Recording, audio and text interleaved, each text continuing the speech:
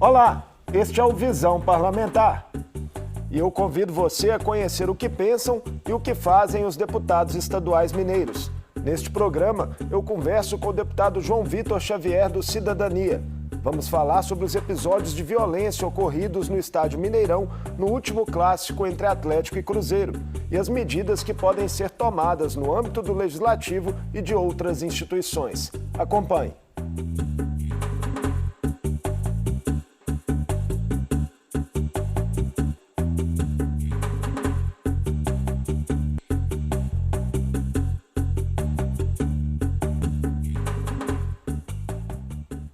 O último clássico entre Cruzeiro e Atlético foi marcado pelas cenas de violência dentro e fora do estádio Mineirão. Mais uma vez, houve confronto entre torcidas rivais e até entre torcedores do mesmo clube. Camarotes foram invadidos e seguranças sofreram ofensas raciais. Até quando estas cenas, que correm o mundo pelas redes sociais, vão se repetir? O efetivo policial está subdimensionado? A administradora do estádio está preparada para lidar com esses torcedores? Qual o papel dos clubes? O que o poder público pode fazer para combater essa violência? Para tratar deste assunto, eu converso com o deputado João Vitor Xavier, do Cidadania. Bem-vindo, deputado. Muito obrigado pelo convite, estou à disposição. Deputado, os clássicos entre Cruzeiro e Atlético já vêm de longos anos motivando brigas e confusões entre torcidas organizadas e torcedores pela cidade, nos arredores do estádio.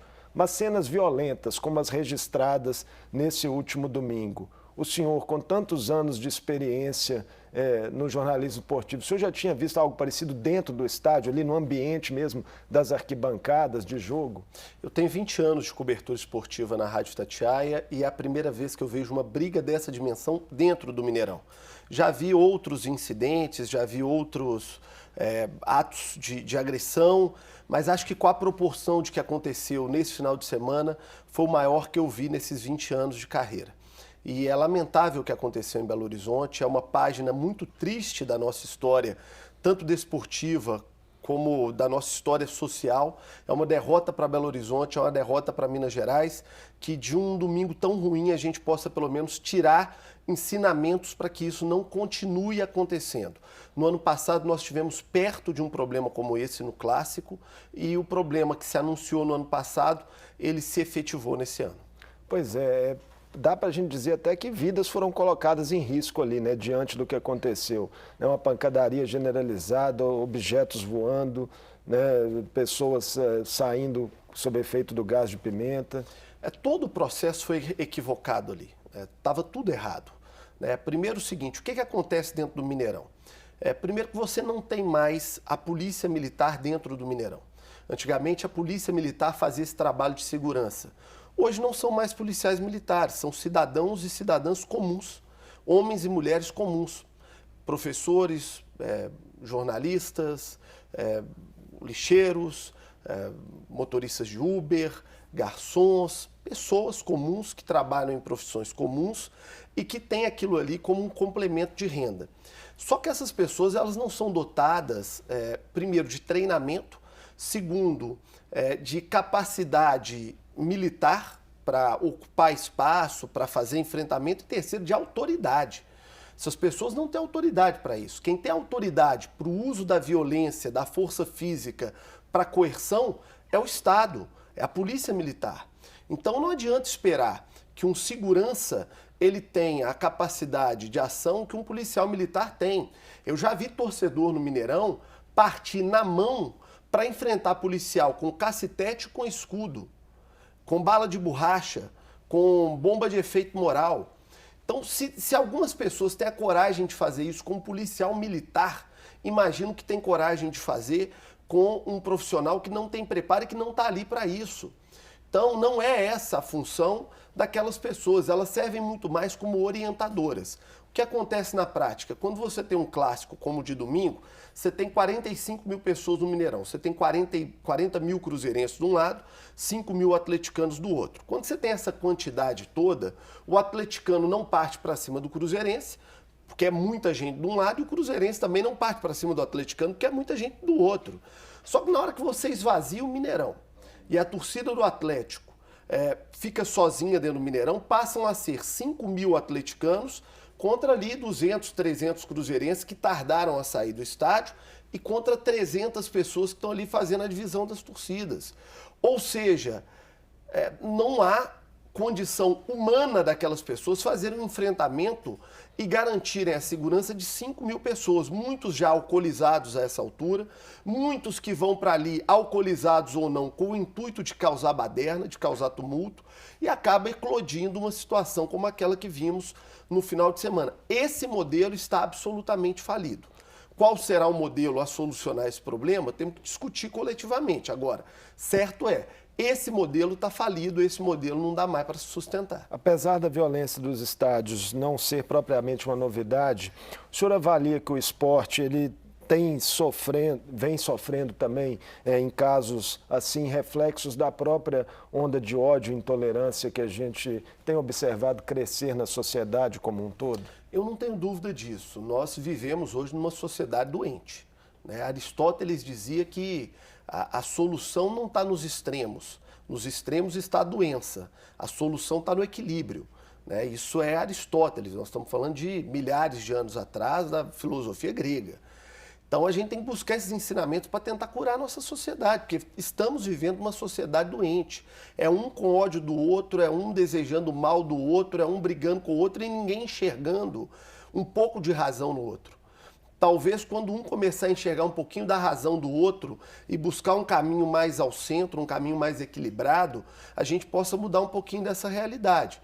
Mas essa polarização, esse ódio, esse rancor, essa briga tão presente na sociedade e até na política, isso tem contaminado nossa sociedade de maneira muito ruim e tem extrapolado para tudo. A gente tem visto o pai brigar com o filho em grupo de WhatsApp, aniversário de família sendo destruído por briga ideológica, por guerra política, parente que não conversa com o outro, porque um é Lula livre e outro é bolsomito. De repente, né? O esporte vira um catalisador de comportamentos também violentos. Né? Exatamente, o esporte é uma parte da sociedade. Então essas pessoas que hoje estão adoecidas por esse ambiente tóxico da nossa sociedade, elas acabam levando isso para todo lado, inclusive para o esporte, né? Então é muito ruim o momento que a gente está vivendo como sociedade e o esporte é apenas uma parte disso. Não estou dizendo que ninguém ali estava brigando porque um é do azul, o outro é do vermelho, um como eu brinquei agora há pouco, um é Lula livre ou outro é bolsomito. Não é nada disso. Ninguém estava brigando ali por causa disso. Eu estou dizendo que nós estamos vivendo uma sociedade muito polarizada, onde com o advento das redes sociais as pessoas perderam o pudor do enfrentamento. O que, por um lado, é democrático e positivo, mas quando é exacerbado, parte para a agressão e parte para o desrespeito e acaba sendo muito ruim. Nossa sociedade precisa encontrar o equilíbrio, né? E o equilíbrio não está nesse extremismo absurdo. Eu até conversava com um colega de programa na Rádio Itatiaia, com o Cadu Doné, e ele, que é filósofo, nos disse uma frase muito interessante no programa. O futebol é o único ambiente onde a pessoa se vangloria de ser excessivo. O cara tem orgulho de dizer, eu sou atleticano fanático, eu sou cruzeirense fanático, eu sou flamenguista fanático. Em qualquer outro ramo da sociedade, o cara que se coloca como fanático, ele não é visto com bons olhos, porque o fanatismo não é bom para nada. No futebol isso parece um bônus, isso parece um mérito, quando na verdade não é um mérito.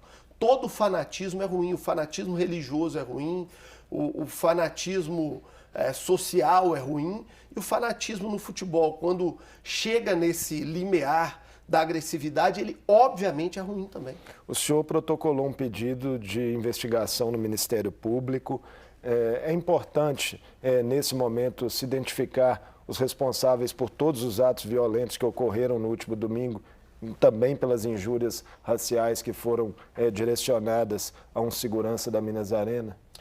Esse é mais um reflexo de uma sociedade doente, né? Nós temos visto crescer a onda de xenofobia, a onda de racismo, a onda de intolerância religiosa. Quando a gente vê movimentos como o Estado Islâmico, o que é isso? Isso é a intolerância religiosa, você não respeitar que o outro pode ter um Deus diferente, uma crença diferente, né? Quando a gente vê pessoas morrendo dentro de um caminhão-baú tentando atravessar uma fronteira, ou navios afundando no mar sem socorro, porque pessoas tentam migrar de um continente para o outro, isso é a xenofobia batendo à nossa porta. E quando a gente vê fatos se repetindo, como o do Tyson, né, no futebol falando ucraniano. Especificamente das injúrias raciais, né? Teve esse caso no Mineirão, né, de torcedores, dois deles que fizeram ofensas raciais a um segurança da Minas Arena. No mesmo fim de semana, o Tyson, jogador brasileiro do Shakhtar Donetsk, na semana passada, o Balotelli, né, na Itália. da Ucrânia, né, ele também foi alvo de racismo, acabou sendo expulso do jogo. Quer dizer, são casos recorrentes. Na Itália, como o senhor citou, na Rússia, há pouco tempo atrás, também com jogadores brasileiros. Falta as federações também serem mais severas em relação à punição de fatos assim?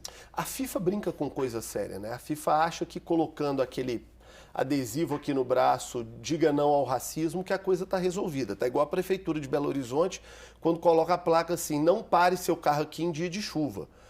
Não vai resolver o problema, não vai deixar de alagar ali, porque tem uma placa da Prefeitura.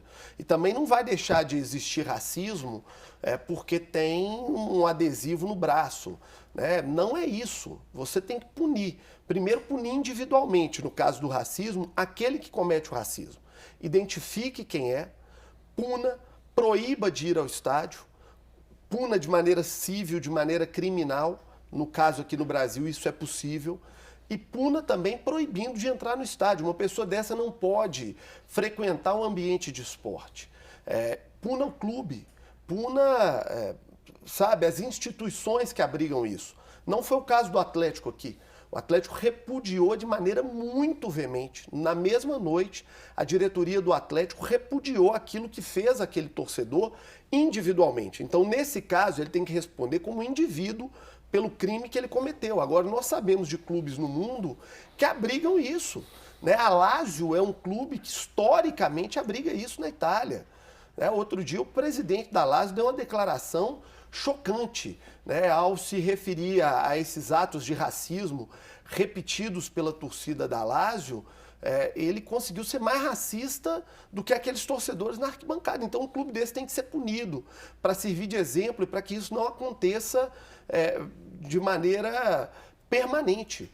Então, você tem que punir o cidadão, o indivíduo que comete o racismo, a injúria racial, e você tem que punir o clube que protege quem faz esse tipo de conduta. Repetindo bem, não foi o caso do Atlético aqui, mas há clubes no mundo que protegem esse tipo de agressor. E esses clubes também precisam ser punidos. Não adianta só colocar um adesivo no braço. Você tem que tomar medida prática para que isso acabe no futebol. Agora, de uma forma geral, os clubes também não devem ter uma postura mais proativa de engajamento nessas questões de conscientização, sobre direitos de minorias, contra racismo, contra xenofobia. A gente vê poucos clubes fazendo isso, contra a homofobia. A gente vê poucos clubes brasileiros engajados nesse momento de forma mais sistemática nisso, sempre com manifestações pontuais. Talvez o Bahia seja o exemplo que a gente tem hoje mais proeminente aí de um clube que está mais avançado nessas políticas. Outro dia nós vimos um casal ser perseguido nas redes sociais porque tirou uma foto, alguém tirou uma foto onde eles estavam abraçados no Mineirão. Dois cruzeirenses. Dois homens, sabe? Isso não é motivo para se perseguir ninguém. Então nós estamos vivendo uma sociedade onde se aplaude quem vai para o campo para brigar e que quer se perseguir uma pessoa que está abraçada com a outra. Não pode ser esse o conceito de sociedade onde vivemos. O conceito de sociedade onde vivemos tem que ser uma sociedade de respeito às pessoas, de respeito aos indivíduos, de respeito às liberdades individuais. Essa deve ser a sociedade que nós devemos construir. E o esporte tem que ser símbolo para isso tudo, porque nada é mais inclusivo do que o esporte. Nós temos que lembrar que o esporte ele tem páginas extraordinárias de vencer esse tipo de chaga humana, de chaga social. Nós já tivemos o Pelé parando guerras na África para que as pessoas pudessem ver o Pelé jogar. Nós tivemos Jesse Owens na Olimpíada de Berlim derrotando Hitler e aquela teoria nazista da hegemonia ariana. chega lá um negro americano e ganha de todo mundo e obriga o Hitler a ir embora do Estádio Olímpico de Berlim. Nós tivemos o movimento dos Panteras Negras levado ao pódio olímpico por 2 atletas norte-americanos. Nós tivemos o Reinaldo, né, jogador do Atlético, que durante anos comemorou seus gols com o braço erguido num símbolo libertário de referência aos Panteras Negras, que são o símbolo da luta norte-americana pelo direito civil do negro. Né? Nós tivemos o Vasco da Gama como o primeiro clube do Brasil a aceitar atletas negros. Nós tivemos tantas e tantas vitórias do esporte contra essas chagas da sociedade, contra as guerras, contra a xenofobia, contra o racismo, e é preciso que o esporte seja ambiente para isso, não ambiente para esse tipo de gente que não faz parte da cultura do esporte, que não faz parte do espírito desportivo e que não compreende a essência verdadeira do que é o esporte. Além dessa questão das ofensas raciais, no pedido que o senhor fez ao Ministério Público, que outras investigações o senhor acredita que precisam ser feitas em relação aos episódios de domingo? Eu acho que tem muita coisa ali que precisa ser explicada. Inicialmente, eu elaborei alguns pedidos ao Ministério Público de coisas que vieram à minha mente, mas que, obviamente, né, outras pessoas, a sociedade civil, os próprios homens e mulheres do Ministério Público que têm muita capacidade, podem levantar outras questões. Mas levantei algumas. Por que o efetivo de segurança era menor do que o previsto na reunião de organização do Clássico? Por que nós tínhamos torcedores com garrafas de bebida, garrafas de vidro dentro do estádio de futebol? Como essas pessoas são autorizadas a entrar no estádio de futebol com garrafas de bebida? Quem leva aquelas garrafas ali? Nós vimos imagens depois do jogo de garrafas de uísque quebradas no chão. Nós vimos foto de torcedor levantando garrafa de vodka como se fosse troféu. Nós vimos a mesma foto dessa pessoa que estava com a garrafa de vodka lançando um objeto contra a torcida do Atlético. Há uma discussão se foi uma garrafa mesmo ou se foi um balde, mas seja o que for, é inconcebível que isso aconteça. Eu vi pessoas comprando bebidas no segundo tempo no Mineirão. Por que a Minas Arena permite isso se isso é proibido por lei? Então, há uma série de perguntas que devem ser respondidas. Né? Essa questão da bebida nos estádios, o senhor acha que é possível reabrir essa discussão? Ou a regra atual o senhor considera suficiente? A regra atual permite que o consumo seja feito até o intervalo e não pode ser feito nas arquibancadas. Eu sei que há uma resistência muito grande de parte da torcida com isso. Eu sei que há argumentos também muito fortes contrários a isso. Eu conversava agora há pouco com um deputado que me disse o seguinte: olha, eu quero ter o meu direito de beber. E eu não posso ser punido porque o outro bebe e faz alguma coisa errada. Eu bebo e não faço nada errado. E eu acho que é um argumento muito justo, muito válido numa sociedade que tem que caminhar para as garantias e liberdades individuais. É muito ruim você ter que punir quem bebe e não causa tumulto por causa de quem bebe e causa tumulto. E eu reconheço esses argumentos como muito fortes e muito relevantes. O que eu estou dizendo é que eu tenho uma experiência de 20 anos no Mineirão e que algumas das piores cenas que eu vi foram causadas pelo excesso de álcool. Eu já vi um homem dando um soco no rosto de uma mulher com o filho dele no colo, absolutamente embriagado. Eu, durante anos, cobri o departamento médico do Mineirão, onde 95% dos atendimentos eram originários de problemas com álcool, ou de agressões, ou de tombos, ou de quedas, ou de acidentes. Quem vê aquelas imagens de um torcedor ostentando uma garrafa de vodka, atirando um objeto na torcida adversária, aquilo ali não é uma coisa normal. Então a gente tem que pelo menos discutir. Né? Se vai voltar para aquele modelo que foi adotado durante um tempo de não ter bebida no estádio, não sei. Mas é importante debater, é importante discutir como resolver esse problema da mistura de álcool com paixão. Porque eu falo o seguinte: poxa, mas no show o cara bebe. No show, gente, não tem paixão. E quando bebe e mistura a paixão no show é que dá o problema. Porque é quando o cara bebe e mexe com a mulher do outro. E o outro também bêbado vai lá e revida e vira aquela pancadaria. Quando se mistura bebida e paixão, há uma chance grande de dar problema. O melhor caminho é proibir a bebida? Não estou convencido.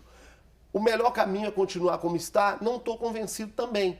Por isso que eu proponho que venhamos a debater. Ouvir os argumentos, ouvir os lados, ouvir quem acha que a bebida não é problema, que tem que ser apenas a responsabilidade individual, ouvir a experiência de muita gente que lida com isso e que vê os problemas da bebida para a gente tentar construir um caminho. Uma coisa é certa, o caminho que está aí é ruim, não está dando certo. Esse caminho não pode continuar. Agora, uma coisa não precisa mais ser debatida. É consenso, é certeza.